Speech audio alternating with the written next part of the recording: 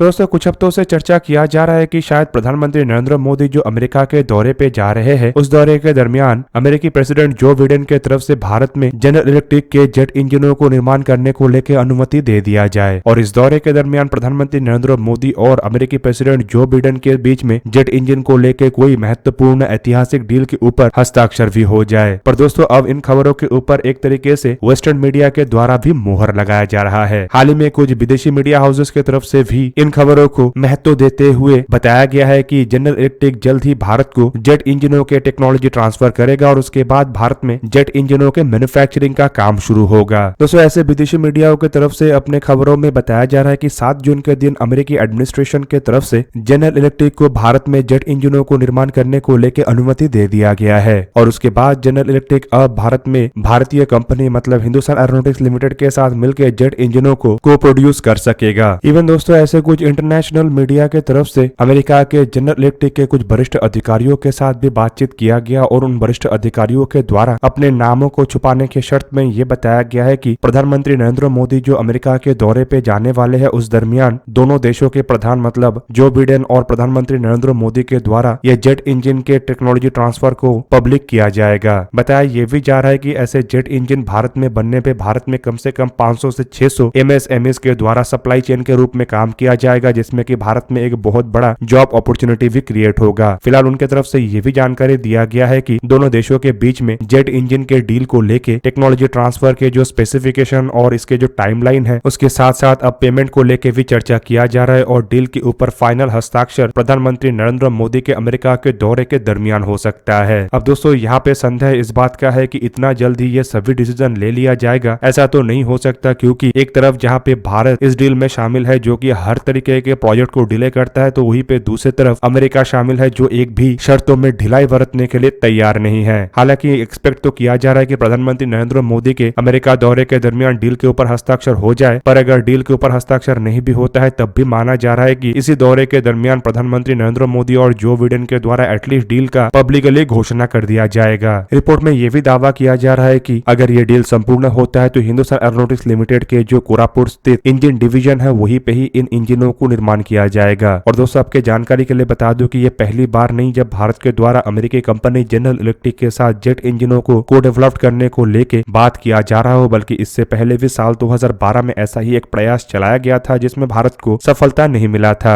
आपके जानकारी के लिए बता दूं कि उस दरमियान भी high level of technology transfer एक मुद्दा बना हुआ था और अमेरिका के द्वारा इंजनों के इतने हाई लेवल टेक्नोलॉजी देने से मना किया गया था। लेकिन बाद में अब भारत की तरफ से इतना प्रोग्रेस किया गया और अमेरिका भारत के सामने इतना मजबूर हो गया कि 10 साल के अंदर ही अमेरिका को अपने डिसीजन बदलना पड़ा। और दोस्तों इस डिसीजन को बदलने के साथ साथ अब भारत ऐसा पहला महत्वपूर्ण देश बनेगा जिसके साथ अमेरिका अपने जेट इंजन के महत्वपूर्ण टेक्नोलॉजी इवन कहा जाए तो कोर के टेक्नोलॉजी तक शेयर करने के लिए तैयार है। अब दोस्तों कुछ रिपोर्टों में तो ये भी बताया जा रहा है कि अमेरिका अब तक किसी भी देश को इतने हाई लेवल के टेक्नोलॉजी इवन जेट इंजन के टेक्नोलॉजी नहीं दिया है। भारतीय दुनिया में ऐसा पहला देश होगा जिसे अमेरिका से इस तरीके का टेक्नोलॉजी मिलेगा। जबकि दोस्तों ऐसे टेक्नोलॉजी के ट्रांसफर के लिए जो अमेरिकी कांग्रेस है उसके अप्रूवल आवश्यक होता है और ज्यादातर देशों के लिए मुश्किल यही पे होता है क्योंकि सभी कांग्रेसमैन की तरफ से अगर अप्रूवल नहीं दिया जाता है या मेजोरिटी कांग्रेसमैन अप्रूवल नहीं देते हैं तो ये अमेरिकी कांग्रेस में ही अटक जाता है। पर भारत के साथ अमेरिका का जो रिश्ता है उसे देखते हुए ऑपोजिशन की तरफ से भी इसे लेके कोई आपत्ति नहीं है और रूलिंग पार्टी का तो इसमें कोई आपत्ति है ही नहीं और इसी कारण माना जा रहा है कि अमेरिकी कांग्रेस की तरफ से भी शायद अप्रूवल दे दिया गया है और इसी वजह से अब टेक्नोलॉजी ट्रांसफर को लेके और कोई भी बाधा नहीं है। पर दोस्तों ऐसे टेक्नोलॉजी ट्रांसफर को लेके विदेशी मीडिया में काफी अधिक चर्चा इसीलिए हो रहा है क्योंकि किसी को भी ये समझ नहीं आ रहा है कि अमेरिका इतना आगे बढ़ के भारत को जेट इंजन जैसे महत्वपूर्ण टेक्नोलॉजी देने के लिए कैसे तैयार हो गया। जो अमेरिका कुछ साल पहले तक भारत को अपना एक हथियार बेचने के लिए तैयार नहीं होता था, वो अमेरिका कैसे अब भारत के शर्तों को मानते हुए भारत के सामने झुक के technology transfer make in India जैसी इनिशिएटिव तक को मानने के लिए तैयार हो गया है। ऊपर से ऐसे कंडीशन में जब भारत रशिया और यूक्रेन के लड़ाई के बावजूद और अमेरिका और वेस्टर्न देशों के ऑब्जेक्शन के बावजूद रशिया से लगातार ऑयल परचेस कर रहा है और इसे लेके सवाल पूछने पर भारत की तरफ से मुंह तोड़ जवाब भी दिया जा रहा है। अब दोस्तों इसे लेके कुछ एक्सपर्टों का मानना है कि अमेरिका भारत को असल में चाइना के खिलाफ मजबूत करना चाहता है और इसी कारण अमेरिका के द्वारा भारत को इतने महत्वपूर्ण टेक्नोलॉजी दिया जा रहा है। जबकि वहीं पे दूसरी तरफ अगर देखा जाए तो अमेरिका के तो कई सारे एलाई चाइना के खिलाफ है, जिनमें ऑस्ट्रेलिया से शुरू करके जापान जैसे और साउथ कोरिया जैसे महत्वपूर्ण देश है, लेकिन अभी तक अमेरिका के द्वारा इन देशों को ऐसे टेक्नोलॉजी नहीं दिया गया है, तो भारत को अमेरिका अगर टेक्नोलॉजी दे रहा है तो इसके पीछे खाली चाइना का फैक्टर केवल मात्र एक फैक्टर नहीं है, बल्कि इससे भी बढ़ के और भी कई सारे फैक्टर होगा। हालांकि इसके अलावा दूसरे फैक्टर के रूप में माना जा रहा है कि रशिया से दूर करने के लिए अमेरिका भारत को ऐसे टेक्नोलॉजी दे रहा है ताकि भारत ऐसे टेक्नोलॉजी के लिए रशिया के पास ना जाए। अब दोस्तों ये बात सही है कि लगातार अमेरिका की तरफ से यह प्रयास किया जा रहा है कि कैसे हथियारों के मामले में भारत रशिया से इंडिपेंडेंट हो जाए और रशिया से भारत हथियार ना खरीदे। और अमेरिका का मानना है कि भारत बड़े मात्रा में रशियन हथियारों को खरीद रहा है, रशियन हथियारों का इस्तेमाल कर रहा है, इसीलिए भारत रशिया के विरुद्ध में खुल के कोई डिसीजन नहीं ले पा रहा है। पर दोस्तों उन एक्सपर्टों के लिए मैं बता दूं कि भारत के द्वारा ना कभी किसी के दबाव में आके कोई डिसीजन लिया गया और ना ही आने वाले समय में किसी देश के दबाव में आके अपने किसी दोस्त के साथ अपने रिश्ते को खराब किया जाएगा। ना भारत कभी रशिया के दबाव में अमेरिका से रिलेशन खराब किया है और ना ही आने वाले समय में अमेरिका के कहने पर रशिया से रिलेशनशिप को खराब करेगा। बेसिकली अगर देखा जाए तो रशिया और यूक्रेन के लड़ाई के दरमियान भी भारत की तरफ से रशिया को कई सारे बातों में टोका गया और कई सारे बातों में जवाब दिया गया। और अगर अमेरिका ये सोच रहा है कि रशियन हथियारों को छोड़ के भारत अमेरिकन हथियारों को इस्तेमाल करेगा तो अमेरिका के कहने पे रशिया के खिलाफ काम करेगा, तो ये सपना अमेरिका देखना भूल जाए। दूसरी तरफ दोस्तों भारत को ये पता है कि अमेरिका के ऊपर भरोसा करना सही नहीं है और इसीलिए डायरेक्टली हथियारों को खरीदने की जगह भारत के द्वारा अमेरिका से हथियारों के टेक्नोलॉजी को हासिल किया जा रहा है ताकि इसे भारत में बनाया जा सके और भविष्य में अगर अमेरिका इसे लेके कोई दबाव बनाता है तो इससे भारत को कोई फर्क ना पड़े। हालांकि जिन जेट इंजनों को को प्रोड्यूस या को मैन्युफैक्चरिंग करने का बात कहा जा रहा है उसे लेके भारत को भविष्य में मुश्किलों का सामना करना पड़ सकता है, क्योंकि ऐसे जेट इंजनों के साथ भारत अपने एयरक्राफ्टों को बिना अमेरिकी अनुमति से अन्य देशों को नहीं बेच पाएगा। लेकिन जो 110 से 120 किलोमीटर थर्ड वाले इंजनों को डेवलप करने का बात कहा जा रहा है उसमें भारत इंटेलेक्चुअल प्रॉपर्टी राइट और एक्सपोर्ट राइट के बिना शायद ही आगे बढ़े। और ऐसे में अगर अमेरिका को उस डील को हासिल करना है तो भारत के इन शर्तों के तहत भी इसी तरीके से ही झुकना पड़ेगा। अब दोस्तों ये जो इंजन का डील कहा जा रहा है इससे भारत के कई सारे प्रोजेक्ट और आसान हो जाएगा। अगर अमेरिका के तरफ से जेट इंजनों को भारत में निर्माण करने को लेके इसी साल के अंदर अनुमति दे दिया जाता है और डील के ऊपर भी इसी साल हस्ताक्षर हो जाता है तो आने वाले 1 या 2 साल के अंदर भारत में जेट इंजनों के प्रोडक्शन शुरू होकर भारत में make in India jet engine भी तैयार हो जाएगा, जिसका इस्तेमाल भारत डायरेक्टली अपने तेजस एयरक्राफ्टों में कर सकेगा। अब रिपोर्ट में तो बताया जा रहा है कि बड़े मात्रा में तेजस एयरक्राफ्टों को परचेस किया जाना है, मतलब इंजनों को भी बड़े मात्रा में परचेस किया जाएगा। और दोस्तों ये इंजन अगर संपूर्ण रूप से भारत में बनता है तो इंजनों के जो मेंटेनेंस सर्विस और ओवरहॉलिंग है वो भी आसान होगा और सप्लाई चेन भारत में होने पर स्पेयर पार्ट्स के अवेलेबिलिटी भी रहेगा, जिससे कि एयरक्राफ्टों के जो सर्विसेबिलिटी है वो मजबूत होगा, मतलब बड़े मात्रा में एयरक्राफ्ट हमेशा एयरवोर्दी रह सकेगा। दूसरी तरफ दोस्तों आपके जानकारी के लिए ये भी बता दूं कि खाली तेजस नहीं बल्कि और भी एयरक्राफ्टों में बड़े मात्रा में इन इंजनों को इस्तेमाल किया जाना है, जिनमें ट्विन इंजन डेकवेस फाइटर एयरक्राफ्टों को लेकर बताया जा रहा है कि कम से कम 45 ऐसे एयरक्राफ्टों को इन इंजनों से लैस किया जाएगा। जबकि वहीं पे AMCA Mark 1 एयरक्राफ्टों को लेकर भी बताया जा रहा है कि कम से कम 2 स्क्वाड्रन मतलब 36 के संख्या में एयरक्राफ्टों में इन इंजनों का इस्तेमाल होगा। अब दोस्तों इससे इन एयरक्राफ्टों के भी अवेलेबिलिटी या फिर कहे तो सर्विसेबिलिटी बेहतरीन रहेगा। जबकि दूसरी तरफ HLFT मतलब Hindustan lead in fighter trainer 42 एयरक्राफ्टों में भी इन इंजनों का इस्तेमाल का संभावनाएं हैं, क्योंकि बताया जा रहा है कि ये एयरक्राफ्ट भी 16.5 टन का होगा, जो कि F404 या फिर भारत के करंट ड्राई कावेरी इंजनों के क्षमता के बाहर है। और दोस्तों HLFT 42 एयरक्राफ्टों के इंजन के रूप में F414 इंजन अगर भारत में बनता है तो इससे HLFT 42 एयरक्राफ्टों की कीमत भी कम होगा, जो कि इन एयरक्राफ्टों के लिए अति आवश्यक है, क्योंकि भारत HLFT 42 एयरक्राफ्टों को एक लीड इन फाइटर ट्रेनर और कॉस्ट एफिशिएंट एयरक्राफ्ट के रूप में बना रहा है ताकि एक्सपोर्ट मार्केट में इस तरीके के अन्य एयरक्राफ्टों को चुनौती दे सके। कुल मिलाकर प्रधानमंत्री नरेंद्र मोदी के अमेरिका के दौरे को अति महत्वपूर्ण दौरे के रूप में देखा जा रहा है, क्योंकि इस दौरे के बाद भारत के कई सारे फ्यूचरिस्टिक एयरक्राफ्टों के भविष्य डिसाइड होगा। दोस्तों आप लोगों को क्या लगता है कि भारत अमेरिकी जेट इंजनों के तहत अगर आगे बढ़ता है तो क्या भारत की तरफ से सही डिसीजन लिया जा रहा है या गलत डिसीजन? कमेंट करके अवश्य बताइएगा। दोस्तों आज का वीडियो यही पे ही करते हैं समाप्त। किसी और एक दिन किसी और एक वीडियो में मिलेंगे, तब तक के लिए जय हिंद, वंदे मातरम।